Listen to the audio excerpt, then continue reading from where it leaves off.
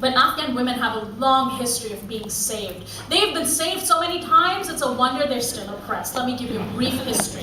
This has happened many times, this rhetoric of liberation that we've heard many, many times over. It's happened, it's been going on over the years. 1979, the beginning of Afghanistan's current problems that are always linked to both foreign intervention and homegrown fundamentalism, and a dirty deal between the two where women's rights are traded away for political power. 1979, the USSR, the Soviet Union, invades Afghanistan.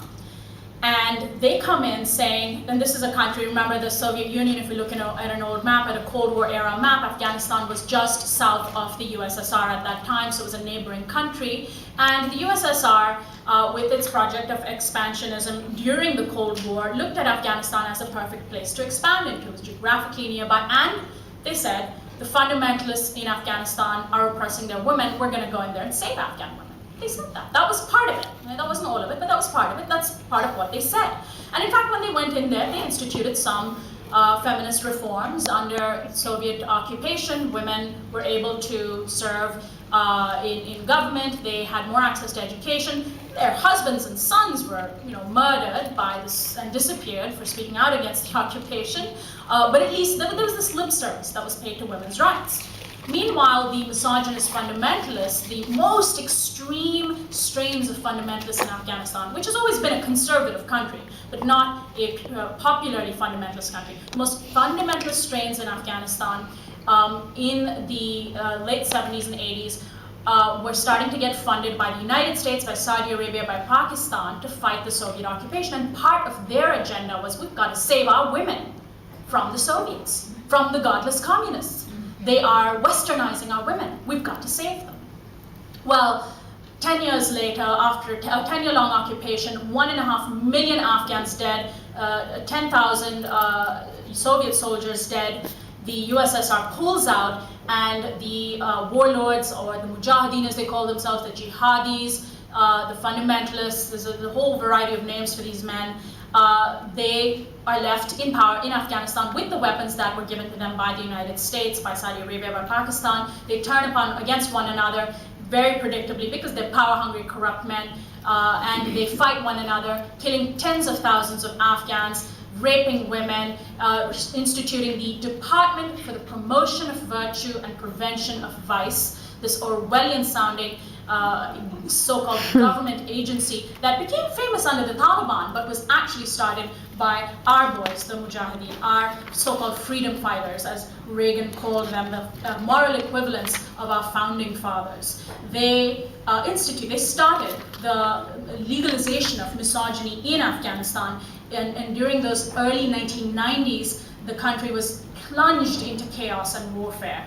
And those promises to save women, of course, went out the door.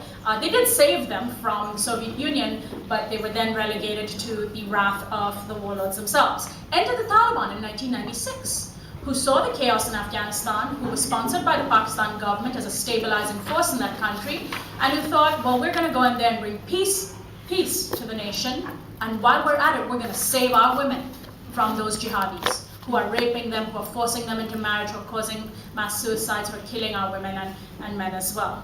So believe it or not, the Taliban also used the rhetoric of liberation. And women did achieve a certain kind of peace, a peace of the prison. They weren't allowed to leave their homes, even to see a doctor, no employment, no education. For many, this was okay. This was a fine state of things. For Pakistan, it was a stabilizing. The country had finally become stable. For the US, under Clinton, it was okay because Afghanistan was kind of a sore spot. People were drawing attention to the post-Soviet conflict there, until feminist groups here in this country began drawing attention to what they called gender apartheid. And then Taliban's misogyny started becoming a problem.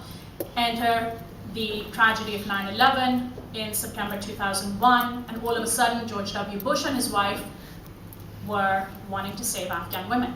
I mean, Laura Bush herself actually said that to fight against terrorism is also a fight for the rights and dignity of women. So we were jumping on the bandwagon of the rhetoric of liberation, and now we were going to save Afghan women. How many times have Afghan women heard this before, but they still believed it because they have no options in Afghanistan. There are no options today. Today, 8 years into the US occupation, US and NATO occupation, I should say, after the promises of liberation have evaporated into the dust, they have only the following options.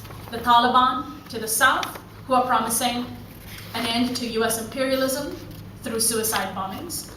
The US and NATO occupation in various parts of the country, who are promising, basically defeating terrorism, as Obama has said, without really defining what defeat means. Maybe it means killing every last terrorist, who knows. The warlords in parliament, who still control their private militias, who have the weapons to control the country, to oppress the country, and they are continuing to do it, and a puppet president in the president's seat, who answers primarily to Washington, but also the regional allies as well. Those are the only options they've been given.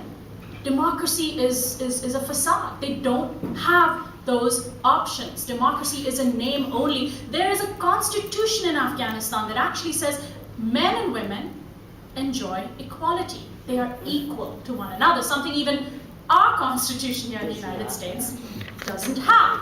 Great, that's a wonderful thing, but it's a piece of paper. There's also a little clause that was inserted into the last minute in the Constitution that said that every law of the land will be subservient to Islamic or Sharia law. That was put in to appease the fundamentalists, which basically means whatever we want goes. Because one's interpretation of religious law is exactly that, one's interpretation. And depending on who's in power, that interpretation can be extremist or it can be liberal, as we ourselves know from the changes in our Supreme Court, for example, right? It's a big difference between a liberal court and a conservative court in interpreting the law. And so that's what, so the Constitution has become just a piece of paper that women's equality has been promised on, and that the West has assumed has been the basis for improvements in women's rights. But suddenly this rape law has come into effect and caused everyone to rethink what it means to be a woman in Afghanistan. Now, mind you, it will come again, and it already has. Hillary Clinton has already re-invoked the rhetoric of liberation to justify the surge in Afghanistan. We're going to re-save Afghan women. We're going to save them one more time. We tried once in 2001. Never mind that it didn't work. We're going to save them again by putting more troops. Barack Obama also mentioned that in his speech when he talked about the war in Afghanistan and justifying more troops there and trying to explain his strategy.